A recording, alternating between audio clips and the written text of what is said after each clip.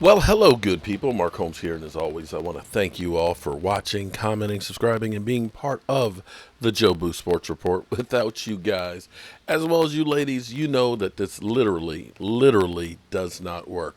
I'm actually out here in my outdoor studio, and I love being out here. This is actually incredible.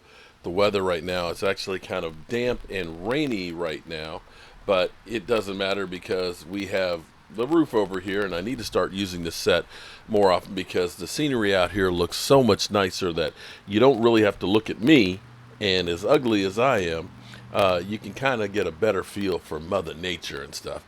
And I'm going to start being out here more and more and having more and more conversations because we need to get outside and get that fresh air.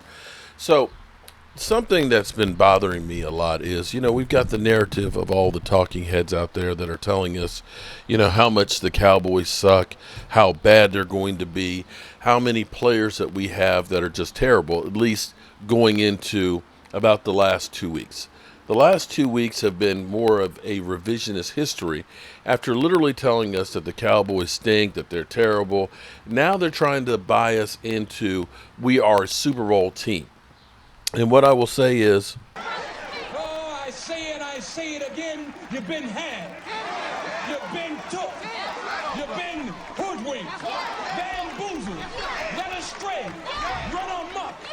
This is what he does. that's what they do as far as the talking heads go. They go through, they trash us and make us feel bad about ourselves, make us think that the Eagles are the greatest thing since sliced bread. Shout out to Philly 500, who actually says, you know what, I'm going to leave Mark alone until after the 4th of July because of what we did at Stewart's house, and I appreciate that. This should be the time where I start taking hits at you, Philly, but I'm going to be cool. I'm going to be cool. But I've heard so many Eagle fans that have been coming at us and everything else that believe the hype that they are the team to beat in the division. And maybe they are. I don't know. But I don't believe that we're as bad as people will make us out to be. And one of the things that they've been talking about more than anything else is that Zeke Elliott is done. That Zeke Elliott is just not the back that you can have running the football. And I say that that is basically bullshit. People seem to believe, or at least you're being told by so many of the talking heads, that everything is an individual when it comes to football. They'll go through and they'll say, Justin Hubert, he's a better quarterback than Dak Prescott. And they'll also tell you that, well, the Cowboys, that the quarterback, they lost because of the quarterback. If you buy into that, then how is it that Justin Hubert is a better quarterback than Dak Prescott when we played them and the Cowboys, of course, beat them on their turf? You see what I'm saying here? You can't have it both ways. But be that as it may, I understand football is more than an individual because you can't tell, basically by their terminology would be Dan Marino is ass.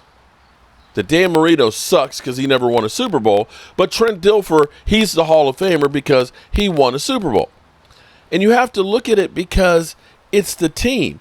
You could have Matthew Stafford, who never won a playoff game in the 2 years that he went with the Detroit Lions. If you buy into that theory, you'd have to look and say, well, Matthew Stafford's a bust. No, the team that he was on just was bad. He gets on a good team, and guess what? They win. And if you look and say Matthew Stafford's a better quarterback than Dak Prescott, I'm not there with you just yet. Because Matthew Stafford, tied for the lead in interceptions and will go down in history as one of the biggest pick six guys in the NFL. I look at the team that the Rams had versus the team that the Cowboys had, and I have to say that the Rams had a much better team. You can argue that differently if you want to, but, that's fine. It's safe to argue a point like that. But we're not arguing that point right now. We're actually talking about Zeke Elliott and is he done? And what I want to point out to you guys is this. There is a difference of if Zeke Elliott were running the football, okay, and unable to get through the holes, okay? I want to show you the difference of what we had last year versus, say, Emmitt Smith, okay? Because people will say, you can't compare Emmitt Smith to Zeke Elliott because Emmitt Smith, he's the all-time leading rusher. We're going to watch some highlights and hope that the NFL police don't shut us down for doing these. I'm zooming them in, so hopefully it'll be okay. But what I want you to watch is, look at that hole. Do we think that Zeke Elliott could not get to that hole? Now watch, they're going to show this again from a different angle. Literally. Okay. Right now, before they even started blocking, here's the hole. Here's the hole. Okay? Look at this. Look at the hole. That is literally there. The only thing in the hole is the damn referee. Look at this. Do you honestly believe that if we had holes like that Zeke Elliott wouldn't be able to hit it? Because here's the thing with Zeke Elliott. So many times, because of penalties, we are in, long yardage situations. So many times, because our guys could not open up holes between Connor Williams and Tyler Badish, we never saw holes that were great holes. When we had them, Zeke Elliott hit them. Now, again, okay, if you get a head of steam up with a hole like that, the average back will be able to go through. The average back will be able to go through that. Now, I don't expect to see holes like that. Now, this is a screen play on this one. Now, great move right there to get outside. Another great move. And I'm not saying that Zeke Elliott and Emmitt Smith are the same back, but you see right there, they got everything sucked in the middle, and he was able to carry it outside. But look again, the holes with the lead blockers. Boom. Now, he makes those moves without a doubt. But if you give Zeke Elliott a head of steam and a hole where he gets past the first level, he's going to make plays.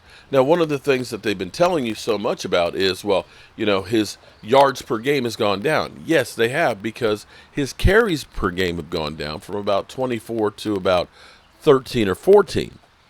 And, of course, your yards per game will go down with that, too. The other part on this is when you compare Zeke Elliott to Tony Pollard, Zeke Elliott is going to be your short yardage guy, where he's pounding the yardage in there, where it's, 4th and goal, from the half-yard line. You're not picking up 10 yards or 5 yards or even 3 yards on that. It's a half a yard that you're picking up. And that will skew the numbers as well. Now, let's go through that. We've seen enough of my man Emmitt Smith, and you see the holes and the difference in blocking here. And that's the main reason I show this is I don't ever expect to see holes like that again that Emmitt Smith had. But if we can get creases. Now, this is last year of Zeke Elliott when he had opportunities with holes, okay? Let's see if, Zeke Elliott, who basically they say is crippled and, is in a wheelchair or needs a walker, if he could hit holes that were there. Let's watch. Let me turn the volume off because where's the damn volume on here? Where's the volume? Okay, I can turn it down. Okay. Definitely will get hit with the volume. But take a look. Does Zeke Elliott look like a guy who can't run? And again, when you have 4th down or 1st and goal from the 1, you're only going to get a half a yard, which is going to skew your numbers. But he pounds the rock and gets in there. But watch some of the moves that are here when the holes are here. And my point being on this is we didn't have the holes. Look at now, that's a crease. And you see him powered in there. He took the contact, pushed the guy into the end zone. I'm okay with that. Dak Prescott being part of the weapon that he is. Look at that. Zeke ain't done. Zeke ain't done. I believe can stop you. It's about being balanced so that way they don't know if you're going to run or you're going to pass. It's about having advantages of when they have a big lineup out there to stop the run that you're actually going to pass. And when they are covering the pass, that you end up hitting with the run. And this is creativity that we didn't see. And for me, I believe the true key for the Cowboys to get back on track is 12 personnel. 12 personnel gives you that, are they running or are they passing? That 2 tight end sets. They did 12 personnel almost better than anybody else last season. Unfortunately, after Dak ended up injuring his calf, after Tony Pollard messed up his plantar fasciitis, after Zeke Elliott had the torn PCL and after we had injuries on the offensive line and weren't consistent any longer, it wasn't effective because they didn't respect the run. If the Cowboys are to make a run in the playoffs deep, they've got to get back to balance. 2014 was about the most balanced team that we have, 2014 and 2007. And when we did, we had teams that were able to control the clock, be able to score at will, and should have been Super Bowl teams.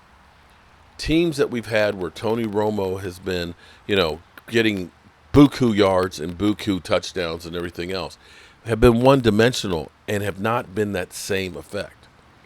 I believe, and I'm going to be, people are going to say I'm crazy, but I think that this is going to be one of the best overall teams that the Cowboys have had in a long time because we have a good defense and we have a good offense. We've had great offenses and terrible defenses. We haven't had a great defense in forever. So with that being said, I appreciate you guys watching and so on, and being part of the Jobu Sports Report. I'm going to enjoy this cool weather out here a bit, and I'm going to start getting things together to start using the set out here, and making it look the way I want it to look and be, have a nice space here. And as always, I hope that you guys continue to be part of the Jobu Sports Report and keep the faith. And I'm going to get out of here. Oh, I turned the sound down, didn't I? Holmes here, and as always, I want to thank you all for watching, commenting, subscribing, and being part of the Jobu Sports Report. Yes. You did one hell of a job, and the only thing else I got to say is, how about them Cowboys? How about them Cowboys? Yeah. And I'll catch you guys later.